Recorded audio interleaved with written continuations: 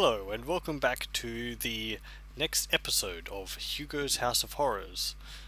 After listening to the recording of the last video, I would like to say sorry if you can hear a buzzing in the background. It is currently quite hot in my room, and I have the fan on, for whatever small relief it gives. Anyway, getting back to where we were, we had just gone and dabbled in mad science with a professor and his eagle, and we had gotten a rubber bung out of the deal. Now, moving on into the next rooms, I can say... Well, let's just move on ahead, shall we? Oops, sorry. What a malarkey... what a group of people this is. Look. A feast is in full swing here in the dining room. Some of the guests look rather ugly. Something tells me that this is not a good place to be, unless, of course, you want to end up on the dinner plate. Look. Vampire. Just your regular old monster type. Look. Witch. It is Zelda, Wicked Witch of the West, looking much better than when she had the house flattened on her. That was the one. No, hang on. No, she was the one who melted. Sorry, I think. It's been ages since I've seen Wizard of Oz. Oh, what's this? Care for a chop, sir. Oh, pardon me. This is a bit of an issue with the text parsers. The natural reaction to having a text box on the screen is to press enter to clear it, but in this regard you can actually just go straight to typing and it will... because you're answering a question. So, anyway, very good, sir. Yeah, just a moment, you're not one of us, you're a bloomin' interloper. Come here, you little blighter, I'm going to chop your head off. Okay, apparently he's, like, Cockney. It appears your game is up, so to speak. The butler deftly slices your head off with a handy carving knife. So much for rescuing Penelope. Chop. Oh, our heads at our feet. I remember that I was always rather afraid of these death sequences in the game, mostly because it can feel rather unpredictable when they happen within the game.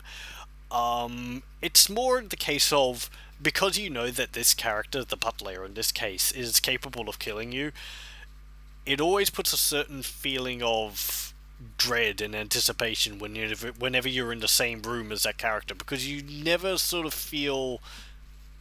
As a young kid, and remember when I played this I was around 4, as a young child you don't really have the right sense of understanding that the character is confined by the programming, right? It always feels like he could just go crazy and chop your head off for any reason at all. Anyway, so we're dead. We've got our head at our feet. We can't kick it into a soccer goal or something like that. Get it. I'm afraid all you can do at this point is restore. Okay, fine. Well, good thing I saved before. Restore. And we're back here. Now, the correct thing to do is to... What to do when there's a whole bunch of monsters in a room? Why, we try to pass ourselves off as a monster. Okay. Now we apparently look like a really ugly monkey. Or something like that. Demonic monkey. I don't know whether that's a reference to anything. Demonic monkeys? Pardon me. I can't think of anything at the moment, apart from, like, King Kong, but he's not a monster. He's not really a horror monster. Anyway. So, we're back into this room, and all these people around this table, I believe... From the top left, it's Frankenstein's monster. Then we have a vampire. Then we have the blue-faced woman is a witch, I believe. Then we have like a spectre, or is it like supposed to be death? Then we have a green person. Is it like a goblin? Then there's 2 chairs here which don't have anyone in them. Is one supposed to be like the Invisible Man or something? And then this brown blob here. I don't know. Is it supposed to be Chewbacca or something? Anyway, what we have to do here is go up to the butler and care for a chop, sir. Right, this is what I was saying about beforehand with the text boxes. What you have to do here is not press enter, you just type in yes. The text box goes away on its own, you just have to type yes, then press enter. Very good, sir. Enjoy. The butler hands you a juicy looking chop. You take it from him with a polite thank you. And he leaves us alone now. Look. Picture. It's Zelda, Wicked Witch of the West. Okay, that's what the game was saying when I said look at witch. It doesn't actually recognize the people around the table as being individuals. Look. Frankenstein's monster. Just your regular old monster type. It doesn't recognize any of them as being individuals. It's just a table with an animation on it to put it into the format it would be in the game. Look, cupboard. You see nothing very interesting about it. Look, pot. A feast is in full swing here in the dining room. Some of the guests look rather ugly. I think I read that. Look, food. Doesn't look very tempting. Besides, there's very little left. Okay. This is just an odd scene with a whole bunch of monsters set around a table. I don't think I've ever tried to look out the window here. I wonder whether it gives a different thing. Window. Apart from the moon, there's not much to see. Look, moon. Okay, no, nothing else. I could actually be... I actually, second thoughts, I don't think that is supposed to be Chewbacca sitting in the chair there. It is more likely to be a werewolf, but it doesn't have ears on it, so... Oh well, whatever. We're looking at, 640, 480 graphics here done in MS Paint. You can't really expect to have high definition detail on monsters like this. Anyway, now here we're in the garishly coloured kitchen. Ugh. Neon green is full swing in this game, which came out in 1990, I think it was. I think I said. Anyway. So, this kitchen is pretty much completely useless as far as I remember. We can see this broom here. Look, broom. A pretty ordinary looking broom. Get broom. Gonna do some sweeping, are we? Hey, the broom must be gripped by some magical powers. Despite your best efforts, you can't budge it. It seems odd for the game developer to put a broom there and not have actually any use onto it. I suppose it's just something which you tend to have in a kitchen, a broom, unless you put it into a broom cupboard. But, whatever, I'm not too bothered by it. I think a better way to put it, and a more reasonable explanation, would be to actually have it look like a witch's broom. The brooms with the bundle of hay stuck around the end of it, so that it looks like the witch's broom, which they fly around on, and then it would make sense that it's there and you can't take it. Anyway, if we see the rest of the kitchen, we can say, look in cupboard. Peering inside, you find nothing to write home about. Okay, open cupboard. You find nothing of any interest inside. Look in sink. Peering inside. Look in oven. Well, we don't find anything in the oven. And there's nothing on the stove. So, as I said, this kitchen is completely empty. Let's go out the store. And suddenly we're outside in the backyard. This is the place which you were able to see from the windows on the top floor. On the first floor.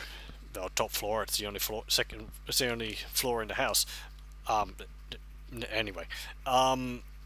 We see. Go along the path. We can't actually walk across the grass, we have to follow this footpath here. Thankfully there's no penalty to bumping into the edges, unlike later games in this series. We can see a tree here, which I think we're able to see from the front yard. I don't know whether that's a fence. It's not the same fence because we're in the backyard, not the front yard. Look, tree. An oak, I think. Get tree. Okay. Look, grass. Everything in this garden is as it seems. Get grass. Okay, nothing else to see. Hang on. No, never mind. I thought I was thinking the wrong order there. Well, here's the garden shed. Open door. This door appears to be locked with a combination lock. What's the combination? Again, here, we don't have to press enter, we just press the key which we need to. Now, does anyone remember what the combination for this lock could be? We saw it in the house somewhere. It was on the window, it was on the mirror in the bathroom. And what was it? Why, it was 333. Bingo! The door opens. I don't know what type of lock it would be on it. I kind of imagine it would be like a bike chain. Anyway, when we see we're inside the shed now, the game doesn't actually transition to another window, so we just have to say, look in shed. The shed seems to have fallen into disuse and is pretty much full of garbage, either broken or rusted to pieces. You are just on the point of leaving when you notice an oil can sitting on a shelf. Get oil can.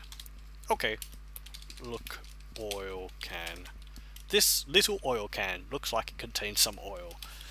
Okay, well, there's nothing else in here, so we'll leave and we'll close door. I like that he's actually added in the thing to be able to close the door. I don't think you need to put the code in again to open it, but I'm not really going to try that because there's no other reason to open it. Now, can you... Oh, you can actually go vertically.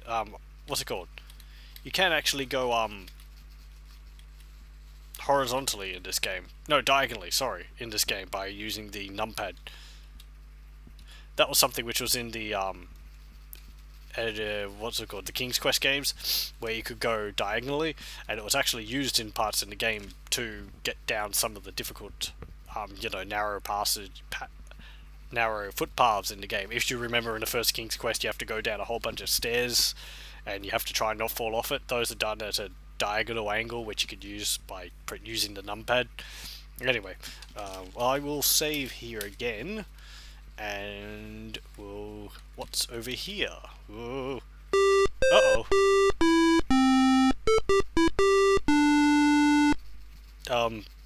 Okay. Oh dear, it seems the nice doggy has eaten you all up. You'll never get to rescue Penelope this way. Lying on the floor with my hair blending into the ground. Well, that's where the dog lives. Oh well, restore. This is something which is kind of a continuous point in the game where you have to do things either quickly or pre-prepare for it. In the Hugo series specifically, that is.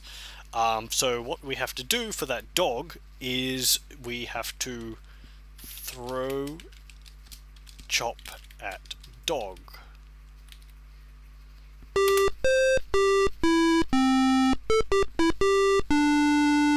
And that pacifies the dog. That seems to have caught the dog's attention. It looks like he's going to be rather busy for a while. So now we have this room. Look. This is a pretty empty looking room adjoining the kitchen. The only thing of any interest that immediately catches your eye is a rather large and ugly looking dog. I don't know what type of breed that dog's supposed to be. I'm not too knowledgeable of dog breeds, so whatever. Look in mouse hole. Look in hole. You rummage around the hole and feel something soft and slightly moist. Phew, a medium-sized pile of mouse droppings. Get droppings. For goodness sakes, give me a break. You're an adventure game protagonist, Hugo. You're going to be a kleptomaniac and pick up everything in the game, whether you like it or not. So, what do we do in this game? Well, there's a brick wall over there, so we can't do much with that. There's this rug on the floor. The rug looks odd on one corner. I wonder why that is. It's probably because it's animated. Push rug. No. Get rug. No. Move rug. Okay. There we go. And we see that there's a trapdoor underneath it. Open trapdoor. Trapdoor appears to be bolted shut. Well, it's best that we don't open that trapdoor. Oh, no, I can't do that at the moment. Anyway, so the trapdoor is bolted shut. Open bolt. Despite your best efforts, the bolt refuses to budge. Well, we oil the bolt with our newfound oil can. Okay. And it's now oiled, so we open bolt. Okay. Hang on. Yeah. Wait. Hang on a moment.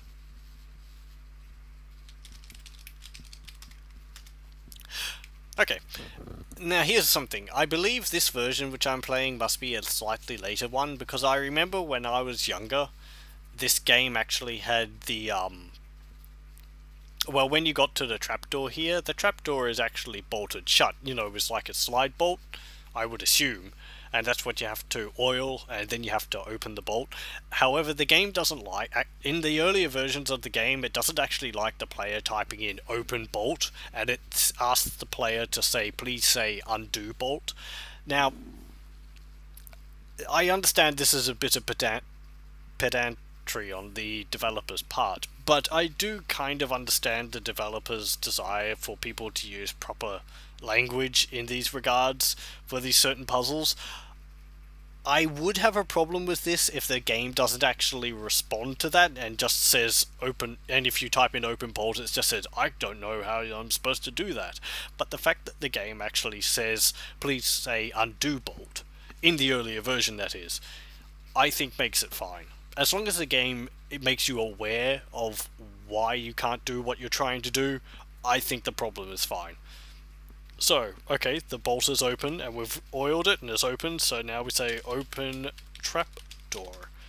You casually throw the mask away, since you won't be needing it anymore. And because possibly the mask changes your character from Hugo to some masked Hugo version, which means that responses are different. I think you could take it off at any point anyway.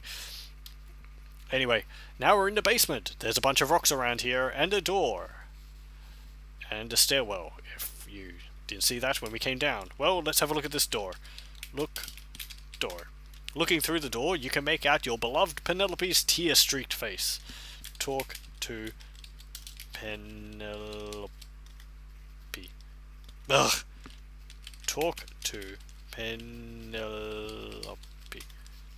Penelope, alas, can't speak since she's gagged. Wave at Penelope. Okay. Open door. Are you kidding? Well, I suppose you had to try. Needless to say, the door is locked. Unlock door. Wait, well, for a start, there's no keyhole, and secondly, no bolts either. I don't think I've ever tried that. Anyway, this room is... well...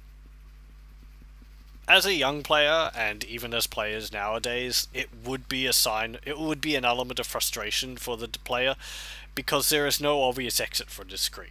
I mean, unless you think there's one down here, but there's not one down here along this wall.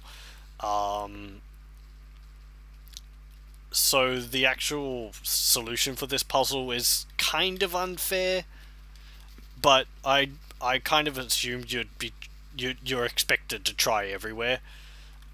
These rocks just sit around here, except for these two up here.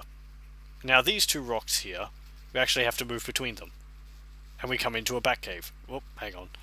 I will just go back out and save, because these bats, like many of the other things we've seen in this game, actually... Gotcha! Oh dear, you seem to have wandered a bit too close to one of the vampire bats. Looks like a blob, sorry. Anyway, nope, the vampire bats kill us. Restore. Righty. Well, it's no good. I think you can get past the bats without doing this, but... this might be something which you don't think of doing because of the violent reaction the dog had to it earlier on, but I think you're supposed to assume, well, the dog can't go down the staircase because, I don't know, maybe you closed the trapdoor behind you, so you're fine to do this down here. Anyway, you're in a cave, so the dog probably can't hear you all the way down here. So what you have to do is you have to go through here, into this room, and blow the whistle. Okay. And this can still go a bit wrong, but, that seems to have had a strange effect on the bats. Gotcha. See, that's what I mean right there. Oh dear, you seem to have wandered a bit too close to the vampire bats. Looks like it's curtains for you. Now you'll never be able to rescue Penelope. Okay, that's the whole message. But that's what I mean. This game is still a bit iffy when it comes to some areas like this. The bats are still deadly, even after you blow the whistle. They move differently is the major thing. Yeah, they move slower, and they start moving in sort of randomish directions. Hey, what do you know? You appear to have confused the bat's sense of direction. It must be something to do with their sonar-like hearing, and not their wings of steel. Anyway, you can see the bats are moving much, much more slowly now. Look, bats. You're not close enough. Oh, I don't want to get any closer. I believe this is the same bat image which is seen at the beginning of the game flying in front of the moon. I like the animation on it, as simple as it is, where one of the wings slightly disappears to make it look like it's flapping around. Anyway, 1990 times were difficult for animation. It was very complex to put in multiple frames of animation for objects like this. Not so much animation-wise, but space-wise. Anyway, I will save again. I will save on another one, just in case one of the bats swoop in and grab me. Mech 4. And we'll move into the next room. Uh-oh, what's this? Uh-oh. Ah! Gotcha! Oh, how careless. You seem to have landed yourself in the clutches of the evil mummy. Well, since it's curtains for you, you'll never be able to rescue your sweetheart. This part of the game was very difficult for me to do as a child, because it is a series of puzzles, most of which lead to death one after the other. This mummy took me ages to solve as a child. I mean, I say ages, but you have to remember when you're a child, a week is ages, so I don't really know the actual length of time it took me to solve this. I remember it actually was my dad who managed to solve this puzzle. I don't remember whether we actually solved it by reading up on how to do it or not. That's not to say we used the internet, no. When we were reading up on how to solve the puzzles in this game, we were looking at the Green Guide, if you remember that, newspaper, which had a section in it for people who would write in to, I think it was called like the Hint Corner or something like that. I remember the icon for it was a light bulb. But people would write in into the newspaper and ask a question on how to solve a game, and then the person would include their questions and an answer to it. And I remember I used to collect them as clippings and keep them in a drawer just in case I ever owned the game for them. It would also incite my imagination, because I'd be seeing questions about games which I didn't own, and I was able to, imagine what those games would possibly be like. I don't think I've got any of those paper clippings around anymore. Anyway, well, we've been grabbed by the mummy, and can't move. We're dead. We're paralyzed by the mummy. I suppose it would be neat if it had something like Hugo turns into a mummy, like in Metal Slug, or probably one of the mummy movies which does something like that. But anyway, so we have to restore. And I'll see if I can do this right. I've never actually really done this before. Okay. Thank you, piercing music. There's not much sound in this game, so I'm not going to turn the music off. I know it is very loud and it's very PC speakerish, but it's not that long, and I think the small amounts of it which are in the game are enjoyable. So, I suppose I say grin and bear it. Please. So here we are. The mummy moves in a very simple manner. It just goes straight for you. So what we have to do here is kind of tricky. I will save it again, because I don't really want to have to keep doing this over and over again. Oh, hang on. No. Damn it. Mech 4. Oh well, okay. I'm pretty sure I can do this from here. So, we're standing on one side of the rock, and the mummy's sitting on the other side of the rock. Look, mummy. You're not close enough. I don't know why it always says that when there's an object which you're looking at, if that object can move. I'm pretty sure that's the reason why I keep saying this. It must be something like the range of looking at something is really small, or he never actually coded, like, you know, the distance to be able to look at a moving object. I mean, you can look at the bats fine. Maybe it's because the mummy starts off in the tomb and he doesn't want you looking at it before the door opens. Anyway, so what we have to do here is we have to actually move up, and then we have to go down quickly. And the mummy actually gets trapped on the lip of that rock over there. And we're free to run over here, walk over here, get gold. I am close enough. Don't give me that lip. Get gold. Okay, we get the gold. Look, gold. Woo! A small fortune in gold. Oh boy. The mummy is still standing there. It's a stupid thing. And we have to go over here. And then we move up. The mummy gets free, but we go through the door before it's able to actually get to us. Now we're in a completely different room, and the MS Paint method of creating these things is really starting to shine right now. Oh well. It puts, like, it in perspective how easy it is to make the artwork for these games. You know, pretty much anyone could come up with art like this. It does improve in the later games to a reasonable degree, or if anything, there is a heavier use of the spray can, so there's more variety in colours on objects, rather than just being, you know, one or two passes. Anyway, we're small Hugo again, but because of perspective rather than any mad scientists toying, meddling with the laws of physics and the realm of God. Anyway, here we are. We're on one side. There's a man with a fishing rod, I suppose, on a jetty on the other side, and there's half a coconut shell sitting in the water. We can't actually fall into the water. It looks like a serviceable boat. I wonder whether it will get you to the other side. Well, I wasn't looking at the boat, I was looking at the lake. It looks... Did I... Lake... Okay, it just says look at boat. Fine, look stick. Fine, it won't accept anything but looking at the boat. Look boat. Okay, get in boat. I'm afraid the boat has a hole in the bottom. Unless you can plug it with something, this boat will surely sink before you get to the other shore. I wonder how the boat's floating if it has a hole in it.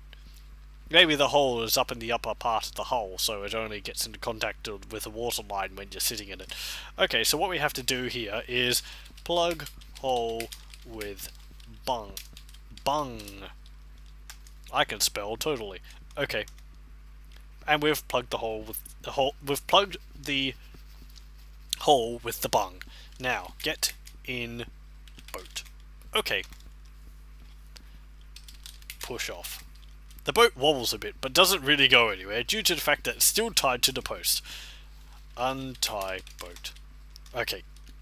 Get out of boat. Okay. Thank you, that allows me to actually get out of the boat. It's not a one-way ticket. Untie boat. Ugh. Untie. Undo rope.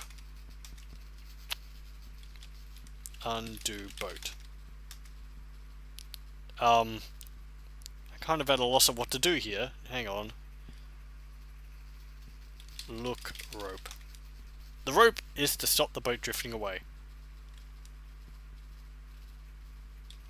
Undo rope. I typed undo, I typed untie.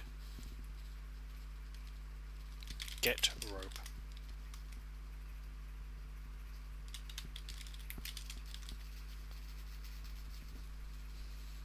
The rope is a lot stronger than you, and you are, alas, unable to break it.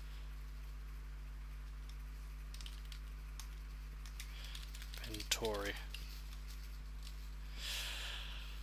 Hang on. Escape. F6. Key, knife, oil, candle, whistle, god. Oh! Of course. Now, you may be thinking, we picked up a candle earlier and we haven't used it for anything. I believe the candle is actually used to illuminate this area. If you don't have it, it's just too dark and you can't see anything. And that first room with the bats will pretty much guaranteed kill you because you can't see where the bats are. I think you could just see them, but You could probably get through this without the candle, but being able to see is just makes it a lot easier. Now, what we actually have to do here, I'm pretty sure anyway, is use knife on rope. Cut rope with pen knife. Thank you very much. Okay. Get rope. It is of no use to you. Right. Well, in this game we don't need rope. That's like breaking one of the laws of adventure games. It must be, really. Get in boat. Okay. Push off. That was kind of hunting for the solution to the game, but it's really, I had forgotten that at this point you actually had to use one item on another item, which is really not something we've had to do that often in this game. There was unlocking the door at the beginning with the key, but we didn't actually have to say unlock door with key, it just did it automatically. There was give chop to dog, and there was oil bolt. No, oil bolt actually, because we don't actually have to say oil bolt with oil can. You can just say oil bolt and it accepts it because it's already in your inventory. I think we could have typed just cut rope. I had honestly forgotten that we had the knife. Anyway, we're on the other side now, and there's this man here. Talk man. The old man seems about to speak. Ah, welcome to my lake, my fine young friend. I have been waiting for you. I am well aware of your quest, and I would hasten you on your way. However, before I let you pass, I must satisfy myself that you have the experience to handle the dangers that lurk through yonder pass. I will actually stop the video here, and I will be back in a moment. So, hold on to your hats, people.